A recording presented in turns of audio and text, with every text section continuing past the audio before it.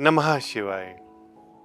घर के अंदर जब बेडरूम्स चूज़ करने की बात आती है, नया घर हो, पुराना घर हो, आपने नया शिफ्ट किया हुआ हो या कई बारी हमारी शादी की बात चल रही होती है, आपकी शादी होती है और नई बहू घर में आती है, तो कौन-सा बेडरूम किसको दिया जाए? पिताजी को दिया जाए और बेटे को दिया जाए या दादाजी को दिया जाए? साउथ वेस्ट का जो मास्टर बेडरूम है, वो किसको दिया जाए? मैं अक्सर देखता हूँ कि साउथ वेस्ट का जो मास्टर बेडरूम होता है वो रिटायर्ड फादर लेते हैं या फिर उनके फादर लेते हैं, यानी कि दादाजी लेते हैं, क्योंकि उनके माइंड में होते हैं जो घर का मुखिया होता है वो साउथ वेस्ट का बेडरूम लेता है। अब घर का मुखिया किस तरीके से बनता है? दादाजी हैं और उनकी बात सुनना, समझना, उनको इज्जत देना हमारा काम है।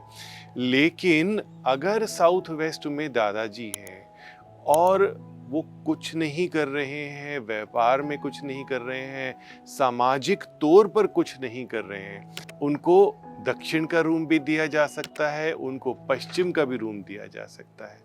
तो यहाँ पर अगर आप मेरी बात समझे हो तो मैं इतना बताना चाहूँगा, कई बारी फादर एंड सन दोनों एक ही बिजनेस में होते हैं और फादर के पास थोड़ी सी पोजीशन ज़्यादा होती है, बेटे के पास थोड़ी सी कम होती है। उस केस में बेटे को साउथ वेस्ट का रूम नहीं दिया जाना चाहिए, उस केस में फादर को ही साउथ वेस्ट का रूम दिया जाना चाहिए। आजकल पिता और बेटे का रिश्ता इतना अच्छा होने लग गया है कि हर कोई कहता है कि मैं सैक्रिफाइस करने को तैयार हूँ। पिता कहते हैं कि मेरी तो उम्र हो गई है, बेटे को अच्छा रूम मिलना चाहिए, बेटे को बड़ा रूम मिलना चाहिए, बेटे को मास्टर बेडरूम मिलना चाहिए। तो कोई प्रॉब्लम नहीं है, क्योंकि अगर आपने अच्छी अपब्रिंगिंग करी है और बेटे ने कमांड संभाली है बिजनेस की, घर को चलाने की, तो उनको आप साउथ वेस्ट का रूम दे सकते हैं।